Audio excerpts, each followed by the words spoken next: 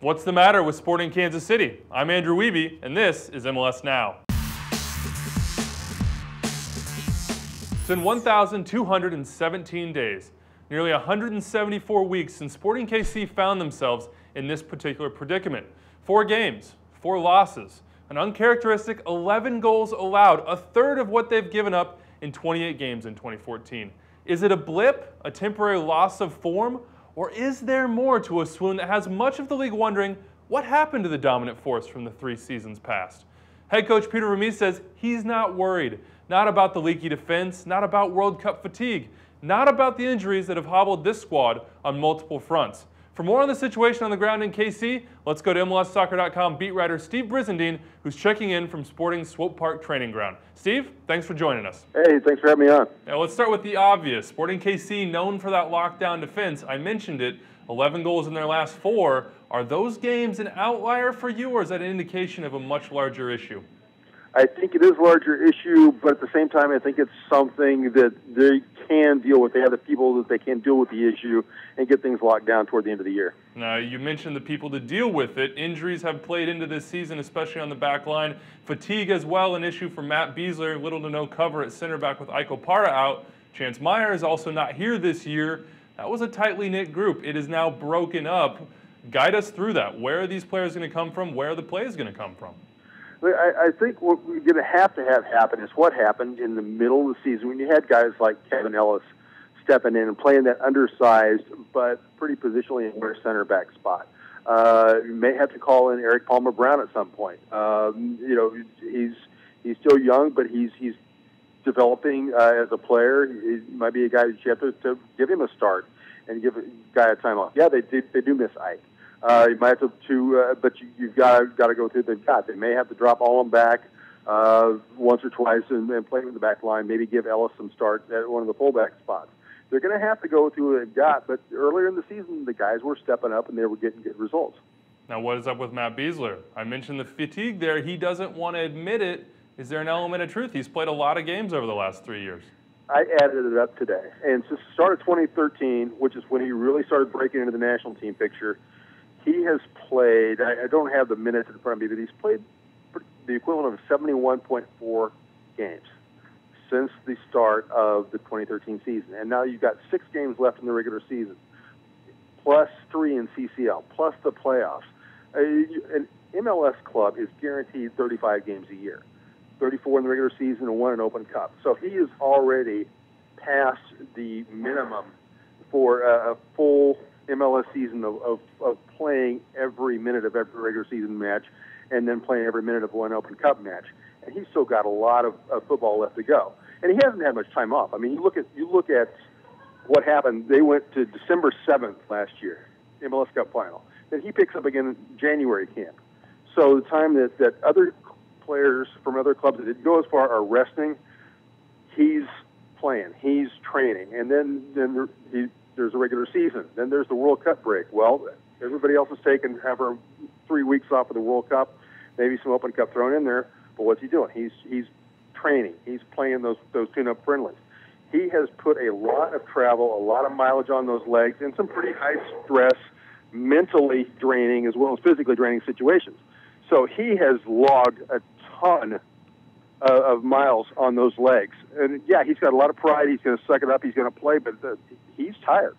So what's that mean for the here and now? What does Peter Vermes have to say about that? Can they afford not to play him?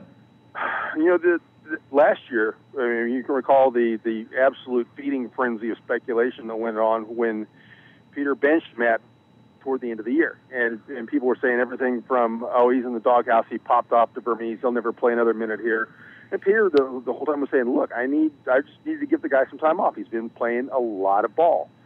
Asked him about that today at the news conference. Are you going to be able to give Matt some time off down the stretch here? He says, we don't have that luxury this year. We don't have the cover. We don't have the full complement of guys. We don't have Ike.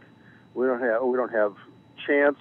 And so you've got a guy maybe like Kevin who maybe could provide a little bit of relief in the middle of the back line, who might have to come in and play some for Igor Julia on the outside.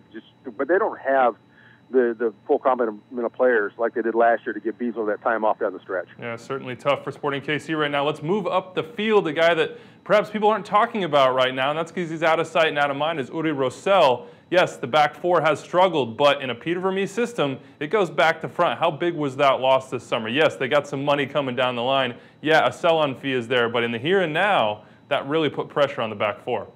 It really did, and you look at Uri was a guy who was always going to be at or near the top of the league list in interceptions. He was a player who knew where to be to break up the opposing attack. I always refer to him as Uriel Rosell as the place where opposing possessions go to die. And if you look at the guy who was there before him, Julio Cesar, he was the same kind of thing. Peter called him the heat-seeking missile. He knew where the ball was coming to, and he would get there and break things up.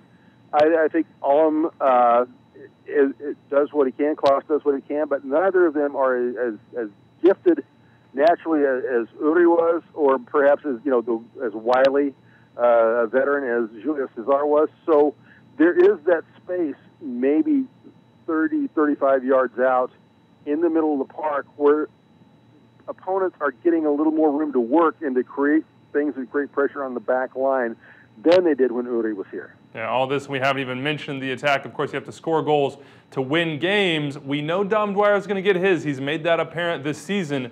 The question for me, for you, are they too reliant on the Englishman? We're not getting the goal-scoring totals out of the other positions on the field, like we do in Kai Kamara and perhaps even C.J. Sapong. We're really rolling. They don't have a target winger that they had when Kamara was here. I mean, he's that prototypical target winger. They don't have a guy like that. I mean, Suni is going to get some goals. Suni Sada is going to get some goals from distance. He's still got the hardest shot on the team. They're going to get some goals from Benny Feilhaber, again, more from distance, maybe on free kicks than anything else.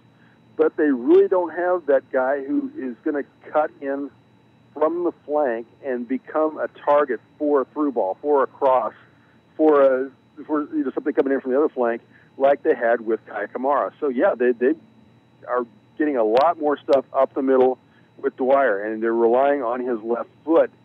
Just, you don't want to say too much because he has delivered, but they really don't have maybe that second guy that he can dump off to if he gets in trouble and they try to force him onto his right and he runs out of room. So, they're pretty reliant on him, and I think it would serve them well to come up with somebody who can give him a little more help down in that attacking third down the stretch of the season. Steve Brisendine, MLSsoccer.com's expert on all things Sporting Kansas City. You can follow him on Twitter. You can see that below. Thanks, Steve, for joining us here on this Friday morning.